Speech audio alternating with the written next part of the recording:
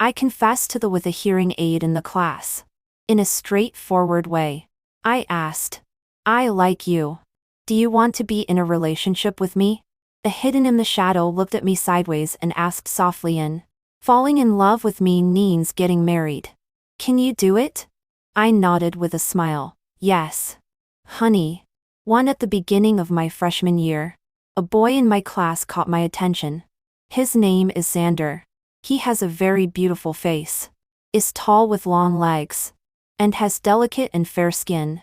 In short, he is perfect like a dummy. He always keeps his head down. Sits in the corner of the last row. Doesn't talk much and doesn't make friends. After some time, his reputation for being aloof and unsociable spread.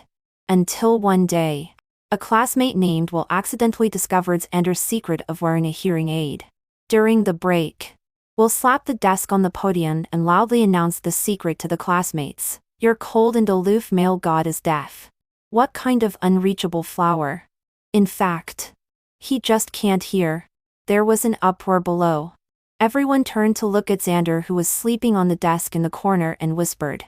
Some people also made primal-like shouts and jeered, he's deaf. Do you girls who are infatuated still like him? Is there anyone who likes a deaf person? No way. No way. Is there anyone who wants to marry him and be like a mother to him? I happened to witness this when I came back from the restroom.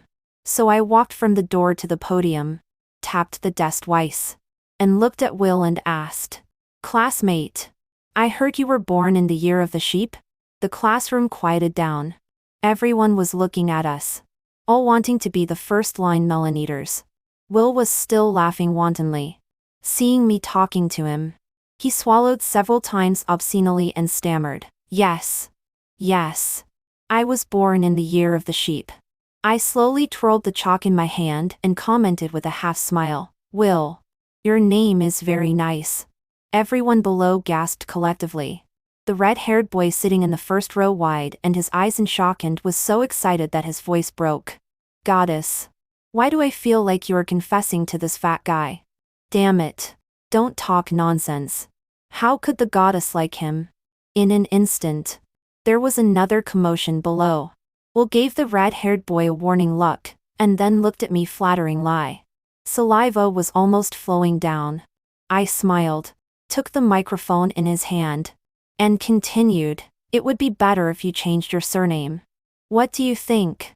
He immediately nodded in agreement and asked me, Which surname should I change to? Just use your zodiac sign. I took 2 steps forward, passed him and wrote 2 words on the blackboard, Yang Wei. Will read the words I wrote and it caused everyone to burst into laughter. He realized that he had been tricked by me. His face was red and white. His nose was breathing heavily. He looked like an angry donkey. But because I had many supporters, he dared not say anything. A bully who picks on the weak. I ignored him and walked down the podium leisurely. I took my textbook and bag from my original seat and went straight to the last row and sat in the empty seat next to Xander. A noise in the classroom seemed to have nothing to do with him. He was still buried in his arms. Quiet and cute. Yes. Cute. I never thought he was aloof or unsociable. I just thought he was cute. I want to rub his head, pinch his cheek, touch his ear tip, and be his girlfriend, to achieve my wish. I observed him quietly for a long time. I had already found out that he was wearing a hearing aid a long time ago. But liking is like the sudden pattering rain outside the window. I can't control the dampened surging of my heartbeat. To hearing the commotion I made. Xander's slender fingers moved slightly but he didn't look up. I lay on the desk like him, cupped my hand like a microphone and sent him a voice. Hello. I sit here. Do you mind? He still didn't respond. I heard that when the environment is too noisy, even with a hearing aid, it's very difficult to hear what others are saying. I assumed he didn't hear me and waited patiently for the class bell to ring. After class started, the classroom gradually quieted down. Xander still didn't look up. I nudged my arm and got closer, looking at the whirl on top of his head. I asked in a moderate voice, Xander, I like you. Do you want to be in a relationship with me? The hidden in the shadow paused slightly. Slowly, he raised his head. His eyes were dark. After a while, he asked softly, falling in love with me means getting married. Can you do it? His long and narrow eye corners were pressed into crescent-shaped tread marks. His cold face added a bit of charm. I met his faintly dead gaze and nodded with a smile. Yes. Honey. Xander paused slightly when he straightened up. After a long time, he responded, Are you serious? I curved my lips and was about to speak, when a serious voice interrupted our little actions. Luna, come and answer. What's the answer to this question? On the podium, the teacher's sharp eyes refracted from behind the glasses. It seemed that she was very dissatisfied with me for being absent-minded in class. I stood up casually, glanced at the question on the projection, and answered in 1 second. A. The teacher's expression softened a bit. Her sight shifted to the person next to me. After hesitating for a few moments, she still didn't call him. It seemed that she knew his situation. There was pity in her eyes. She didn't call him up to answer the question. Equally, like me, I was inexplicably a little unhappy. Sometimes, self-righteous consideration and preferential treatment are not a kind of and silent persecution from the able-bodied to the disabled. Xander silently lowered his head halfway, twirled the pen between his fingertips. The broken hair on his forehead covered his expression. I stood up again and reported loudly, Teacher. Xander was also absent-minded. You should call him up to answer the question. Just like me. When Xander got up to answer, I took his notebook and pen and wrote down my answer on the paper. Very serious. Shall we be in a relationship? After he sat down, he pushed over his reply. It's up to you. 3 after class. I solemnly invited. Can I have dinner with your girlfriend? Xander lowered his head and was tidying up his books. He responded softly, Yes. If you ignore his slightly redder tips. It sounds quite cold. During the meal, he was very silent. Maybe he was used to being alone. He was not used to suddenly having someone with him. I was thinking about how to get closer to him. Suddenly, he said, Thank you. Huh? I still had food in my mouth and uttered a confused sound indistinctly. Thank you for helping me out. But this is not good for you. I will clarify it to everyone tomorrow. Xander buried his face very low. His fingertip tapped on the graffiti on the corner of the table one by one without rhythm. I guessed that it was the occasional strange glances from around that made him uncomfortable. I swallowed the food, drank some water to moisten my throat, and first clarified for myself. First, my confession is not to help you out. Second, being in a relationship is very good for me. Third, you are not allowed to clarify. We have agreed. In the future, we will get married. Pausing for a moment, I added a threatening sentence. I have evidence. Don't think about going back on your word. Be careful or I will sue you. Perhaps it was the threat that worked. Xander was as obedient as a quail. He ate obediently, listened to me chattering obediently, and let me send him home obediently. Xander didn't live in the school dormitory but rented a house outside and lived alone. The house is very close. So close that I can't help complaining. Why didn't you rent a place farther away? After being in a relationship, I found out that I am really clingy. I dawdled and was reluctant to leave. I chatted with him again and again downstairs. Xander was always indifferent. He would answer when asked but wouldn't take the initiative to say anything. He was so tall that I was a bit tired from looking up. I locked my eyes on his well-defined big hand that looked very secure. I stretched out my hand and rubbed it against the edge of his wrist, and asked with a smile, Hold hands? When he didn't move, I hooked my finger little by little. Hooked the little finger, the ring finger, and gradually wormed my way into all the gaps between his fingers, interlocking my fingers with his. I don't know whose heartbeat it was, making a chaotic restlessness in the darkness. I took a step closer, crooked my hand and beckoned him. Lower your head. I have something to tell you. Xander hesitantly bent down slightly and leaned forward, listening attentively. I tilted my head. leaned close to his ear, and teased softly, "Wooden head. Next time you have to be more initiative. Got it?" It took him a long time to react. Slowly, he held my hand back. A lingering love song was playing at the entrance of the supermarket on the roadside, which was very fitting. I happily tilted my head and turned to look at him. But when my eyes fell on the hearing aid by his ear, I started to feel sad for no reason. I have checked. The sound transmitted by the hearing aid will be somewhat distorted. That is to say, Xander will never hear the most natural and real sound. Perhaps sensing my depression, he tentatively reached out and patted my back gently, clumsily comforting me. I blinked my eyes. I was still charmed by this charming night, like being bewitched by a siren. I leaned closer and kissed his slightly cooler lobie. The person in front of me seemed to be startled, and quickly stiffened.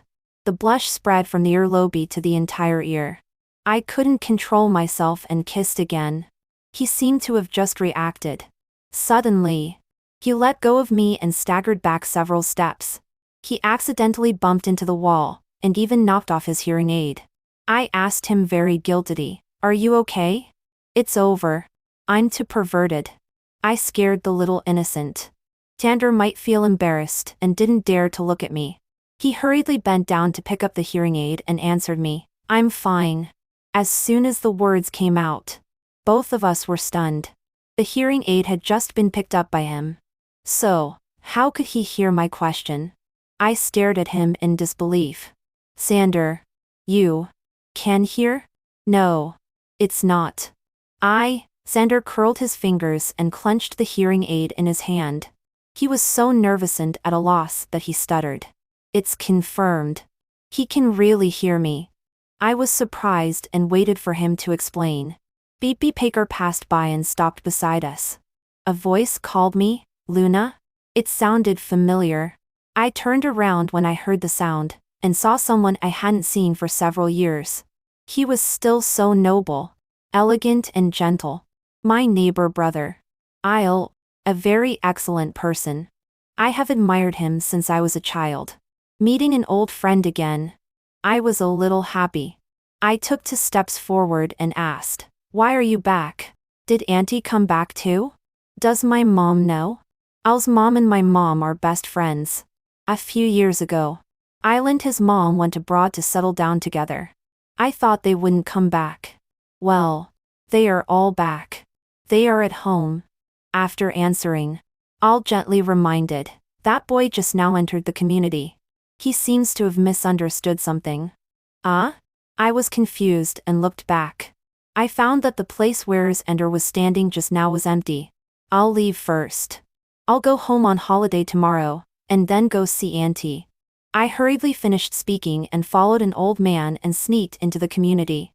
Previously, when personal information was collected in the class group, it was a document that everyone could see. It was not private at all. At that time, I took note of Xander's address. It's Building 2.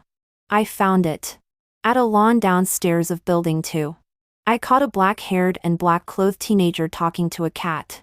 I lightened my steps and quietly approached. Someone's voice was low and soft, soaked in a crying tone, complaining to the cat, "She is a liar. In just half a day, she doesn't want me anymore. She likes that man. As soon as she sees him, she forgets me." I know that no one will like a little deaf person. Chionid article truck deaf person? Aren't you able to hear? I came to him behind him in confusion. The black shadow pulled out by the moonlight covered one person and one cat. The little cat was frightened and fled. Xander buried his head in his knees as if in a sulk and drove me away in a muffled voice. "Go away. Anyway. You don't care." His voice got lower and lower, and sounded extremely aggrieved. I bent my knees and squatted in front of him. I put my hand on top of his head and rubbed it, comforting this sensitive person in front of me. "I care very much. Look at me. Okay?" Xander slowly looked up, and looked at me in my gentle words. Tears in his red-rimmed eyes were as overflowing as the spring tide. I couldn't help but be amused.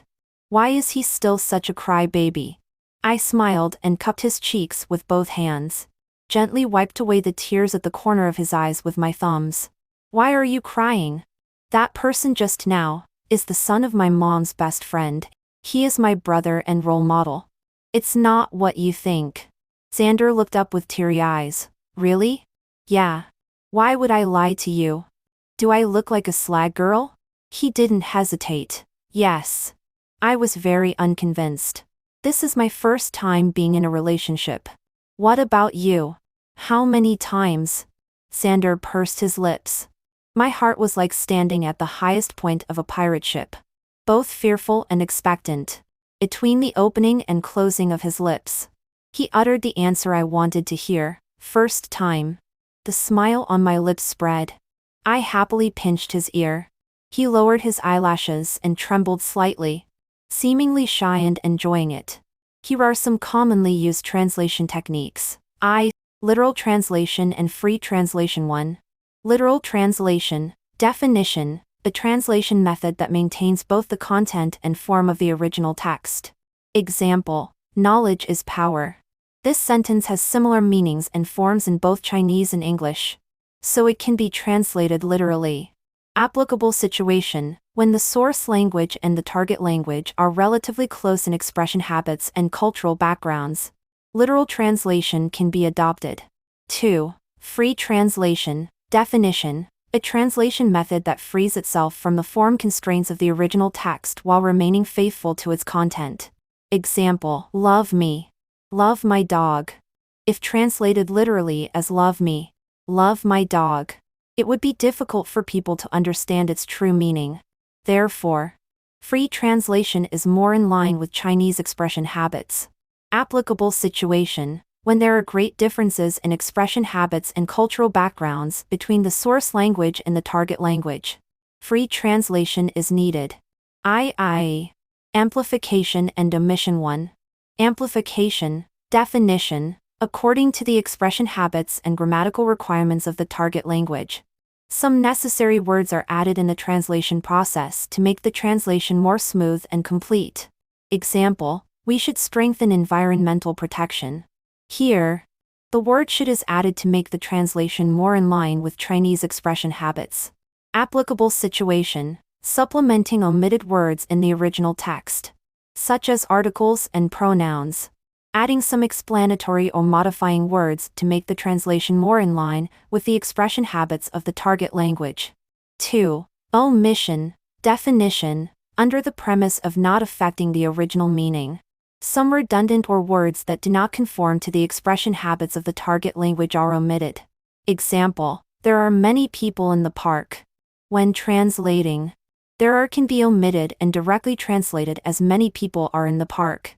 Applicable situation: omitting repeated expressions in the original text. Omitting some unnecessary function words in the target language. Conversion method. 1. Part of speech conversion. Definition: in the translation process, the part of speech of a certain word in the source language is converted into a suitable part of speech in the target language. Example: his success is remarkable. Here, the noun success is converted into the verb succeed, and it is translated as he has achieved remarkable success. Applicable situation: conversion between nouns and verbs, adjectives and verbs, prepositions and verbs, etc., to make the translation more in line with the grammar and expression habits of the target language. 2. Sentence element conversion. Definition: changing the position or function of sentence elements in the source language to make it more in line with the grammar and expression habits of the target language. Example: I am interested in music. It can be converted into music interests me. Applicable situation: conversion between subject and object, attributor and adverbial, etc., when the sentence structures of the source language and the target language are greatly different. Sentence element conversion can be carried out. Division and combination. 1. Division: dividing a long sentence into several shorter sentences for translation. Example: he is a man of great wisdom and courage, who always stands firm in the face of difficulties. It can be divided and translated as he is a man of great wisdom and courage. He always stands firm in the face of difficulties. Applicable situation: when the source language sentence is long and complex in structure, division can be used for better understanding and expression. To make the translation clearer and more fluent. 2. Combination. Definition: combining two or more sentences into one sentence for translation. Example: she is beautiful. She is kind.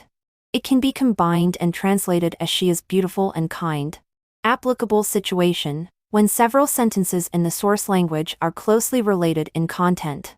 Combination can be used to simplify the expression, to make the translation more concise and coherent. But I didn't forget the serious matter either. I suppressed my smile and asked, "Can you explain now? Why can you hear me?" Xander paused his breathing for a moment. In a very insecure tone, he asked for confirmation in a small voice. "You will always like me and marry me, right?" I thought for a long time and said, "Not very surely. If you don't make any mistakes, it should be so." After getting my assurance, Xander was willing to explain. "I became deaf because of a high fever when I was a child. Now it's still the same. I can't hear cats meowing. I can't hear insects chirping. I can't hear a lot of things. Except for you." I was stunned. I pointed at myself blankly. "Meaning, can you only hear me talking?" Xander took off the hearing aid from his ear and leaned in front of me. His breath was warm. "Yes. Only you, eh?" These few short words were like hot paste pouring into my heart and boiling hotly. I almost exclaimed in surprise. So amazing. But in the next moment, the cool evening wind woke up my momentary love-struck mind. This is a miracle. I must be crazy to believe it. I stood up silently, somewhat disappointed. It seemed that I had misjudged the person. The other person was a liar. Xander raised his head. The hurt expression on his face had a kind of fragmented beauty in the moonlight. He concluded affirmatively. "You don't believe me." Immediately after, he forced himself to curve his lips again, in an almost pleading tone. "I didn't lie to you. I didn't make a mistake. You will still like me, right?" I felt that his state was a bit off. A bit fragile. A bit sick. And a bit delicate. Such a person is quite dangerous. Long-term repression and lack of a sense of security will lead to excessive dependence and possession. Sensitive. While I was lost in wild thoughts, Mai was gently pulled. Xander's eyelashes were wet and red, looking at me like he was asking for help. "Don't abandon me. I really didn't lie to you. You like me. I also like you very much. We should be together and not be separated." He was like this. Really. Extremely. Incredibly. Explosively cute. I like it so much. I might be sick too. An unwise sickness-like feeling overwhelmed me. I softened my heart and bent down. I hooked his hoodie drawstring and kissed him. Our breaths met. It was so hot that it made people dizzy. His lips were very soft. Very kissable. Very alluring to me. With scarce oxygen, I reluctantly pushed him away. It took me a lot of effort to swallow my pounding heart. If it kept beating like this, it would jump out. In the suffocating red tide, Xander could still muster his rationality, and continued to prove to me, "I have a disability certificate. It's at home. Wait for me." He staggered away and rushed upstairs like he was escaping, leaving me alone in a mess in the wind. Forget it. Considering that his steps weren't so rational. I forgive him. It was getting late. I sent him a message. "I believe you. Don't come down. I have to go back to the dormitory." After sending it, I put my phone in my pocket and walked slowly on the path under the starlight. When swiping my card to enter the campus, I accidentally looked back and made eye contact with someone who didn't have time to dodge. The blush at the corner of Xander's eyes hadn't faded yet. He looked pitiful. I waved at him to go back and took out my phone to indicate that we could contact by phone. The phone rang quickly. Along with it came a aggrieved accusation. "You just smiled at the guard." I teased him with a smile. "No. I just made a smiling lip. He let out an unhappy, "Oh." Obviously, he wasn't satisfied with my reply. I softened my voice to comfort him. It was just a polite smile. "Don't overthink. Go to sleep early. There are early classes tomorrow." After a long silence on the other end of the phone, he said something astonishing. "Can you move out and live with me?" I almost thought I had misheard. I gave a serious warning. "We've only been in a relationship for 1 day. Xander asked blankly and directly. "Can't we live together after being in a relationship for 1 day? Then how many days will it take?" I was almost choked by my own saliva. It took me a long time to recover. "At least a few months." He pressed on.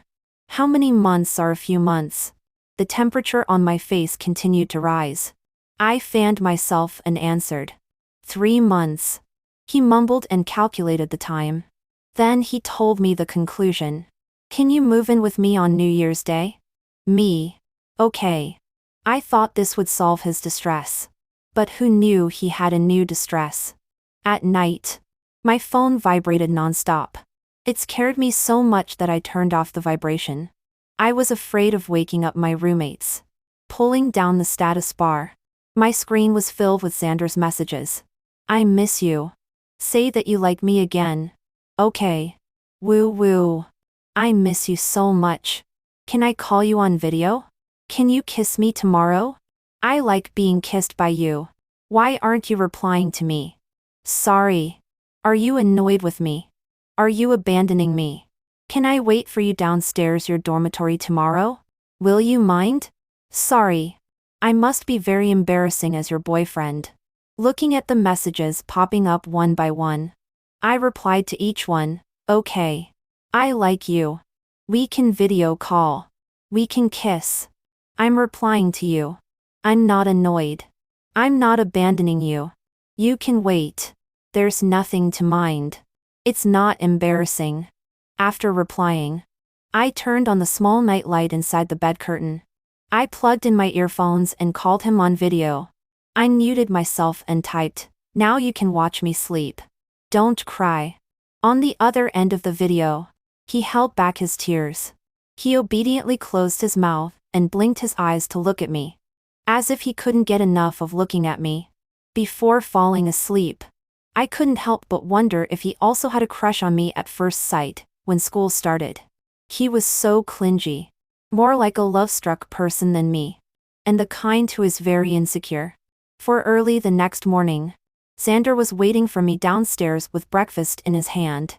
He attracted the sideways glances and stops of many little girls and boys. Not to mention anything else. His face was really powerful in terms of its lethality. I was just about to approach. A cute short-haired girl ran up to Xander. Her face was flushed and quite lovely. It seemed that she was encouraging Xander, telling him not to listen to the malicious words of others, saying that he was excellent and very good. As she spoke, she had a sobbing tone. Xander had never seen such a scene. He looked at me in a panic, indicating that he didn't make her cry. I stepped forward and handed a tissue to the girl. In the back-and-forth conversation, I learned the reason. It turned out that the short-haired girl and her twin sister both had the defect of congenital unequal leg lengths. But it wasn't obvious. But the younger sister still jumped off a building not long ago because of the inferiority complex caused by her disability and the torment of others' gazes. So when the short-haired girl saw the heated discussion on the post-bar abouts, and her being deaf and having to wear a hearing aid, she was both angry and worried. I'm not very good at comforting people. I can only tell her as much as I can. Perhaps, in a way, it's your sister who is guiding you to save your former self. The hoarse voice line was wrapped in extreme piety and asked me alluring lie. Is it okay? I nodded without any sense left. Until the warm breath climbed up my arm little and surged towards me like seawater. Between intertwined fingers. His eyes were red and at the corners. And his eyes were hazy with mist. He repeated over and over again. Please. Love me. Don't hate me. 7 on the afternoon of the next day. I woke up with my eyes open and clearly realized that my little sister's worries last night were all unnecessary. The Xander who can't be coaxed is so terrible. I begged him. But he said he didn't wear a hearing aid. I said he was lying.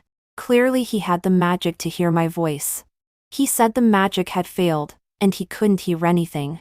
Seeing that I was awake, Xander finally knew fear. He helped me put on socks and a coat, and looked at me very innocently.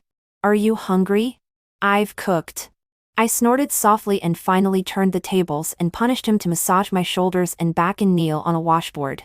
When I had time, I began to interrogate. Why is this? Xander lowered his head and answered in a low voice. I went to find you last night, and saw Will. I probably know most of what follows without further explanation. It's nothing more than that guy stirring up trouble again. I was a little angry and gently tugged on Xander's ear. Didn't I send you a message saying that I was chatting with Al about work for a while? You don't believe me but believe a person like him? Xander buried his head even deeper, probably secretly feeling wronged again. I let go and touched the reddened tip of his ear that I had pinched. Tell me if you're unhappy. Don't cry. Xander looked up at me. His eyes filled with helplessness and fear. Will said that your parents definitely won't accept a person like me as their son-in-law.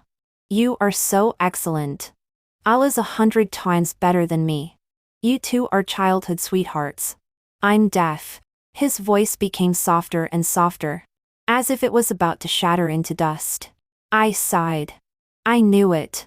If I didn't take him home to meet my parents, he would definitely think wrongly. I gently stroked his back and made a promise. I don't like others. Don't believe those messy things. I'll take you back, when it's Chinese New Year. My parents will like you. I didn't tell him that I had been gradually doing ideological work for my parents. I won't let him be wronged. Xander murmured softly and snuggled into my arms. Don't leave me. I only have you. I teased. I won't leave you. Even if I'll turn into a ghost and follow you. Are you afraid? You won't die. I'll protect you. Xander wrapped his arms around my waist and backed tightly, as if afraid that I would really disappear. I gently flicked his forehead. Stupid. Everyone will die. Xander is a firm materialist. But at this moment he wavered. He raised his face and asked me, even if we become ghosts, can we still be together? Okay. Okay. So cute. I pinched his face and couldn't stop laughing. On the reunion night of Chinese New Year's Eve, I took Xander to meet my parents. My parents were very kind to him and treated him without any difference. I said I wanted to see the orphanage where Xander had stayed when he was a child. Only then did I find that the orphanage was next door to my home when I was a child. But later, my family moved. I told Xander to go and see Aunt the director together. I also joked that we could be considered childhood sweethearts. I asked Xander if he had seen me because there was a fence gate at the slide in the backyard of the orphanage. I walked on the path outside the gate for many years. I walked to school and walked back from school. Xander said he couldn't remember. Maybe he had. Aunt the director is very kind. She can name the hobbies of every child. She loves every child. When we left, the rain was pouring down. I made an excuse that I had forgotten to take something and asked Xander to wait for me at the door. I turned back alone, stepping on the rainwater. From Aunt the director's mouth, I learned about the story of Xander as a child and a beautiful little girl. Xander's family left in an earthquake. Only he in swaddling clothes survived. When he was little, he was very cute and smart. Until after a high fever, he couldn't hear anymore. He slowly became taciturn. Every day he sat on a small stone and looked at the people coming and going behind the fence, trying to hear what they were laughing and talking about. At that time, I was the only color in his dilapidated and desolate world. He could hear my voice. For him, I was the most unique scenery outside the fence. At first, Aunt the director didn't believe it when she heard little Xander mention this matter. She even took him to see a psychiatrist. Later, it was found to be true. Xander leaned on me and watched me go from kindergarten to primary school and from primary school to junior high school. All his words and perception of the world came from me. In the second year of junior high school, my family moved. Sander, who couldn't see me anymore, cried for the first time after growing up and shed many little pearls in the dark corner. And the director comforted him that as long as he studied hard, he could see me. So, and helped him find out about me. And he was responsible for studying hard. That little girl was me. Sander also made it.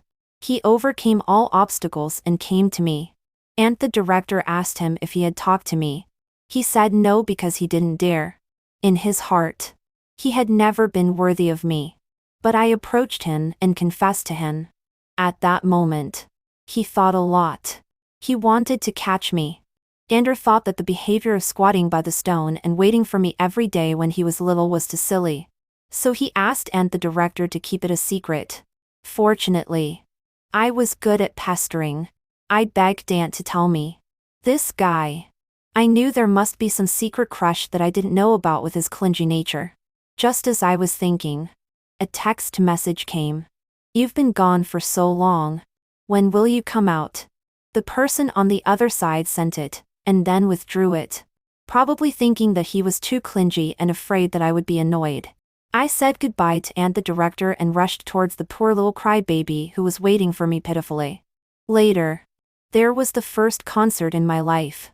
To keep the little crybaby from crying, I asked my fans and friends not to call me wife, because my boyfriend would be jealous. Sander also grew up year by year, shining brightly and full of vigor in his own field. His defensive shell seems to be taken off only when facing me, putting away all his thorns and being extremely vulnerable. Externally, he is a cold and rigorous elite.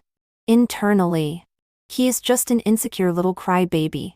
On my 20th birthday, he kept asking for confirmation. Would I wait for him to get married?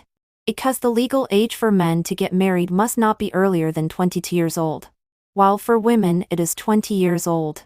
Sander is the same age as me. I still have to wait 2 more years before he can marry me. He has so little confidence in himself. He is always worried that I will lose interest in him and then abandon him. This fool. His handsome face is always fresh. It's impossible to get tired of it.